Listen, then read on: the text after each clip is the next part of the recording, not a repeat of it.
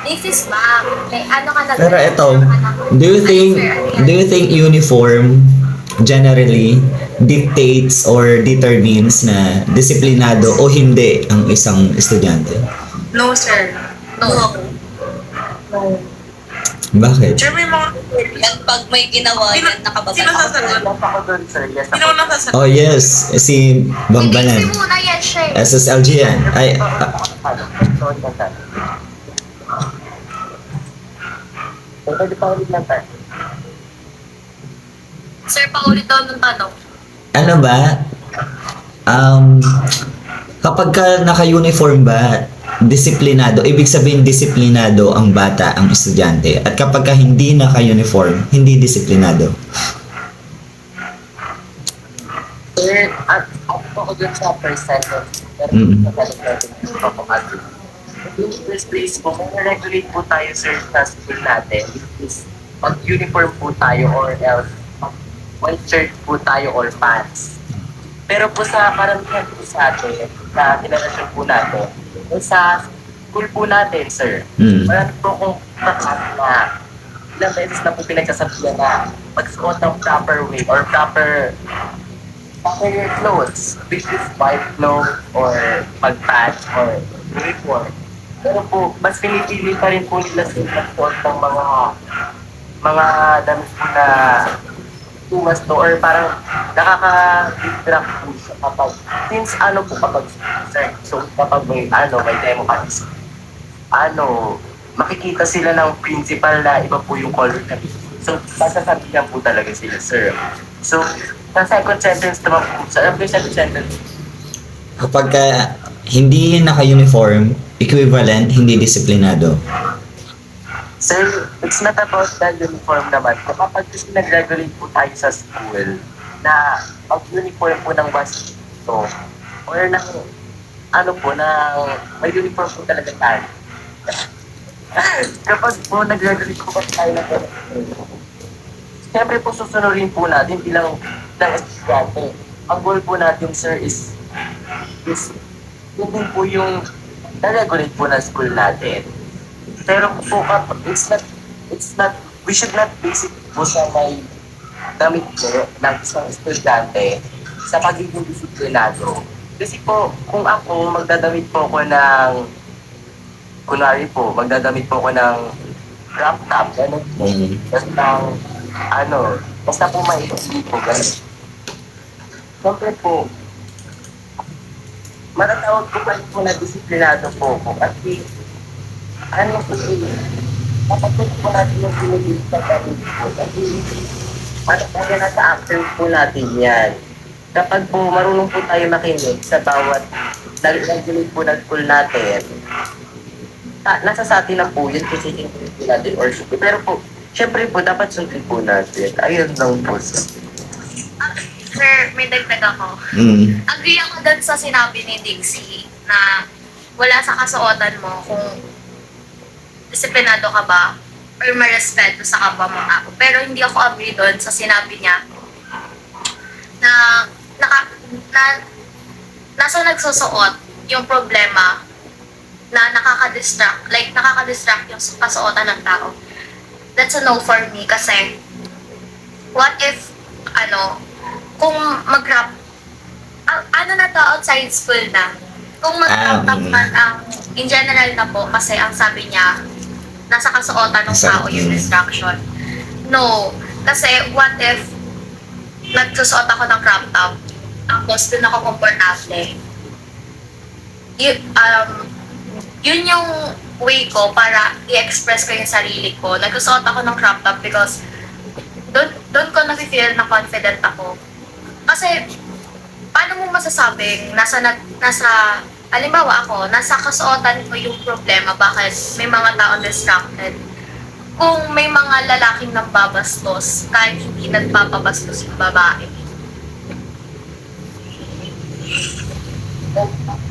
Pwede po magtagal. Yes. Proper po mas type of school.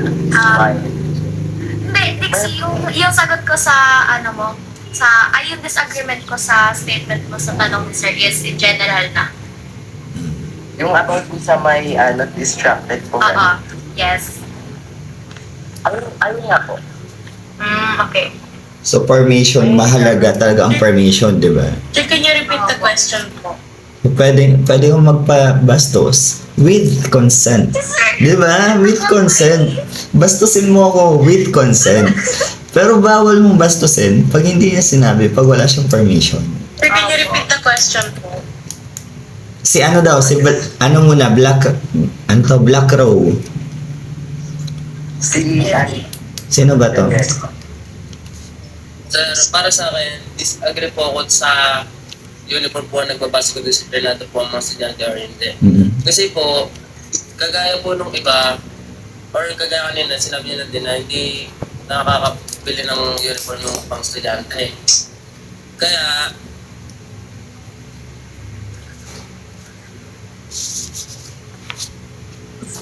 Sino yun?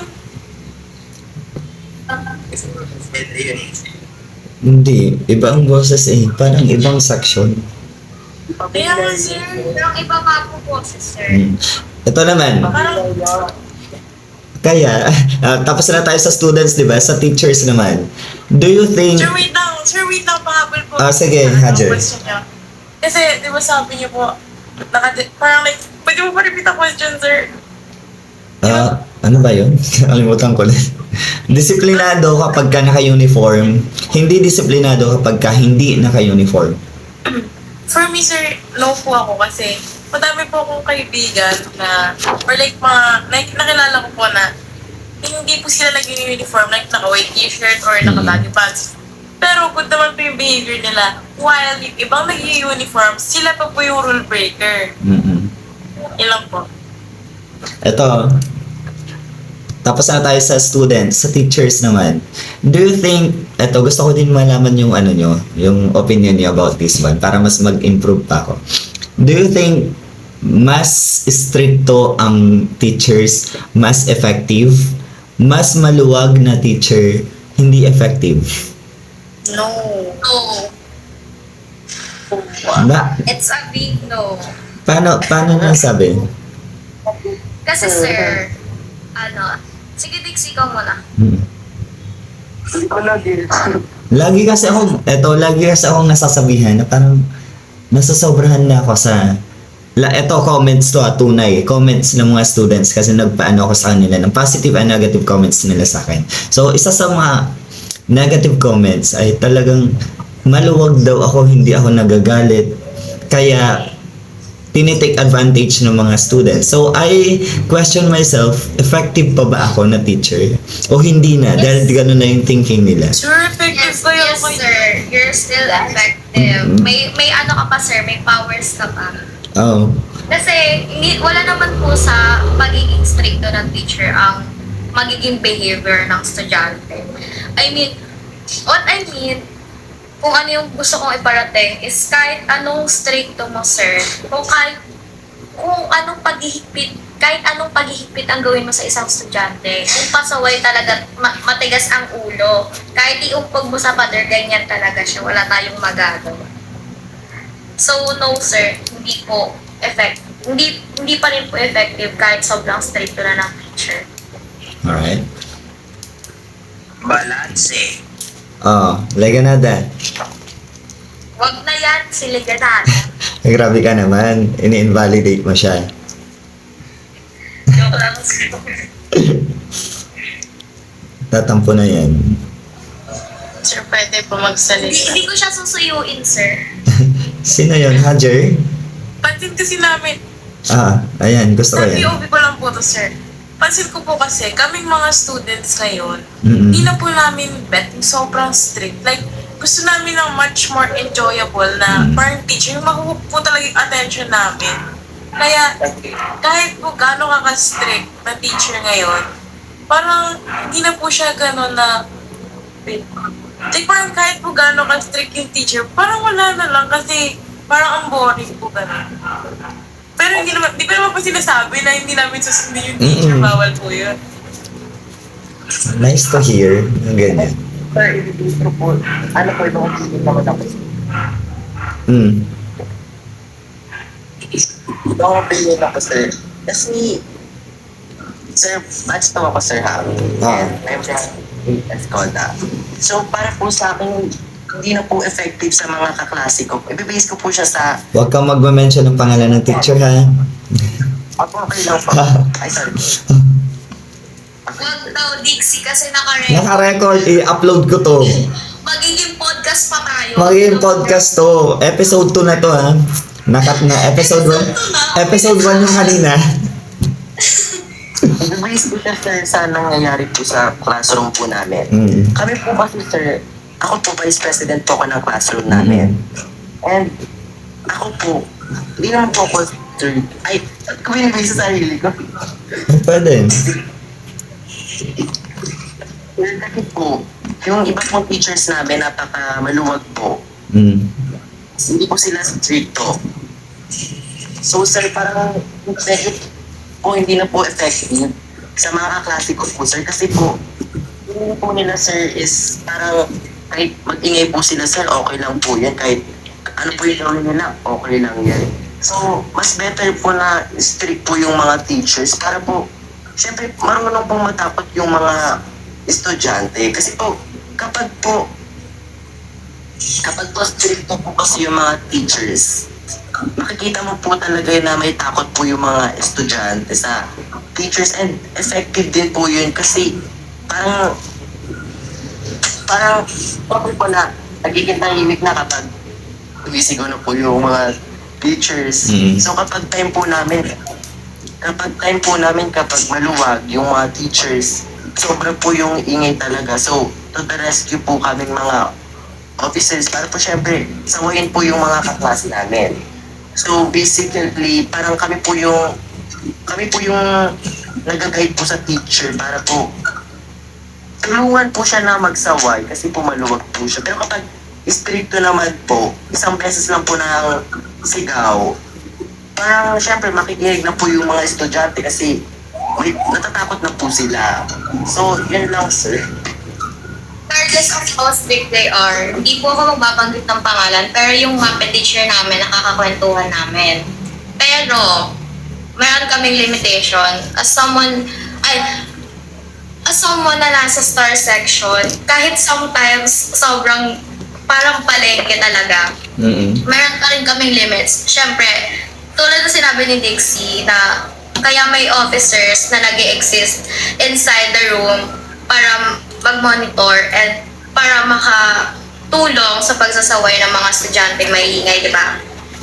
Kahit stricto yan, yung MAPE teacher kasi namin, hindi naman siya gaanong stricto kasi sobrang dalas namin siyang makabiruan. Katulad ni Sir Harold, lagi namin siyang nakakatawanan. Pero, pag yung too much na yung pag-iingay namin, paano ko ba siya ipaparating? Pag too much na yung pag-iingay namin, kinokontrol. Like, basta kinokontrol yung pag-iingay namin, so hindi ma-push ng sobra yung pasensya ng teacher kasi sobrang bilang na lang ng mga teacher na stricto sa Timalan. Sana gets ko yung pino-point out ko, no? Pwede na yan po kapag responsible po yung students. Yun yung gusto kong iparating na wala sa kastriktohan ng teacher ang pagbabase ng karespetuhan ng isang estudyante. Stricto ka man o hindi, nasa estudyante yung problema. Nasa estudyante na yung problema. Kung saan siya magpapase. Sir Patrick, di ba, parang may nabasa po ko sa Facebook na about po sa regulation po sa students and teachers na friends sa social media. Pwede po hindi. Oo, merong ganun na parang pinagbabawal na maging friends sa Facebook ang teachers at students. Pero para sa akin kasi, nasa 21st century na tayo. Diba? Nagsasend na nga kami ng mga screenshots sa group page. So, paano kapag ka naka-private, hindi mo naman mamamessage nang hindi mo ina-add friend? So, hindi ako agree doon na hindi dapat maging Facebook friends ang teachers at students. Parang Disagree si sir na dapat hindi, agree ka sir na dapat hindi friends ang students and teachers? Hindi, disagree ako. Okay. Ano agree ka sir? Kasi ang dami mong friend na estudyante. Kaya nga. yung ibang po kasi, sinesexualize nila, like, di ba, like, parang may mga teachers and students po kasi na nagkaka-relationship, pero sa mga ibang ano yun. Pero hindi naman po yun valid reason para... Balik ka sa part na yun na ibang school ang nagkakaroon ng relationship between the students and teacher. Bakit? Walang nakakarating sa'yo? Ano yan? Hoy, Uy! Bawal, naka-record daw. naka-record. Episode 2. Naka-record daw. Mamaya na yan sa episode 3. Tayo. Bawal ba maging friend sa teacher? Like, alam naman namin yung limitasyon namin. Oo, tapos nasa 21st century na tayo guys. 2026 Yes, sir. na. Sir, next question. Next question, sino pa? Nagtitingin ba ako sa ano? Tulog na yan. Dalawa kong kalaban Nanahimik na si lalaki. Kim. What's the Nanahimik na ganado? nga sila sir. Sila Nandito dalawa si yung ano, ganado. madaldal din to, si Christian. Si Johnny ka rin hindi na nagsasalita. Alas minutes pa na to. Antok na ako. Hoy, hanggang alas 4. Ay, At sir, ginawa nga yung podcast ni Johnny ka. Nakikinig na lang siya. May tanong ako. sino Ah, yun? sir, Johnny, nakuha good morning. May tanong si... Paano natin may sasabuhay yung mga pinitawang kataga ni Jose Rizal na ang kabataan ay ang Ayan ka na pag-asa? naman. Ayan. Ayan ka na naman, girl. Ayan ka na naman. Bakit? Pahinga mo na yan. Iinom mo na ng gamot yan, girl. Bakit? Actually, Kim, hindi yan about sa section or sa school. Nakadepende yan sa student kung paano yung behavior niya. Ano section, ha? It's mo. Ano ba yan? Hajer, Ang ha? malayo yung sa... Anong context? Ito tanong ko, Hajer, para mas may masmasan ka. Ang tanong ko, Ang layo ng sagot bilang, niya, eh. bilang kabataan, paano mo maisa sa buhay yung mga katagang binitawan ni Jose Rizal na ang kabataan raw ay ang pag-asa ng bayan? Okay, I'm out. Filipino na yan. Out na ako dyan. Filipino yan. Filipino 80. Filipino.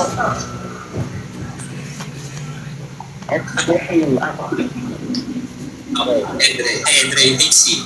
Anyari? Una sa lahat, dapat may katatagan tayong responsable. Kasi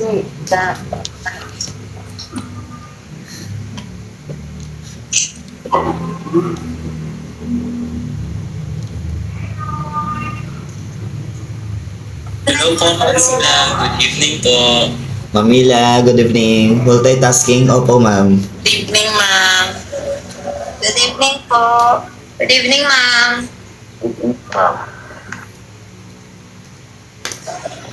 Paano natin magagawa yun, Kim? Yung sarili nga nating government, basura.